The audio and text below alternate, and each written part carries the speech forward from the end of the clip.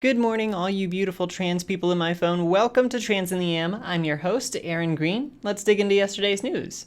First on the docket, a landmark ruling in the UK has overturned the Bell v. Tavistock ruling on puberty-blocking drugs. Last year, the High Court ruled that it was unlikely that a child under the age of 16 could consent to puberty-blocking treatment under Gillick competence. However, in a judgment on Friday, the Court of Appeal said that it was inappropriate for the High Court to have given such guidance, finding that it is up to doctors to exercise their judgment about whether patients can properly consent.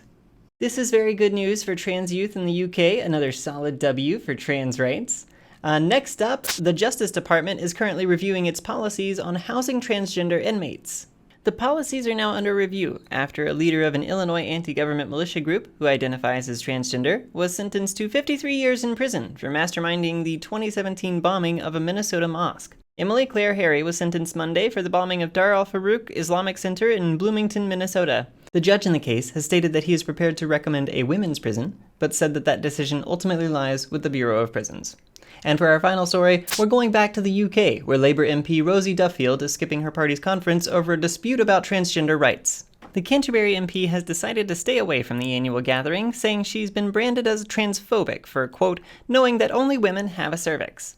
A series of tweets that Duffield put out on September 10th describes her gender-critical views. Two cisgender women who work in her office, one a lesbian and the other an LGBTQ+ ally, quit last year, citing Duffield's overtly transphobic views. The Speaker of the House of Commons made an unprecedented intervention over the dispute, saying that representatives should be able to appear publicly without fear of harm. Duffield clarified that she isn't abstaining over fear of harm, but rather fear of being the center of attention. The Institute of Race Relations warned earlier this year that gender criticals are peddling the far-right agenda. The far right, of course, being famous for their progressive views on women's rights. That's good company you've got there, Rosie.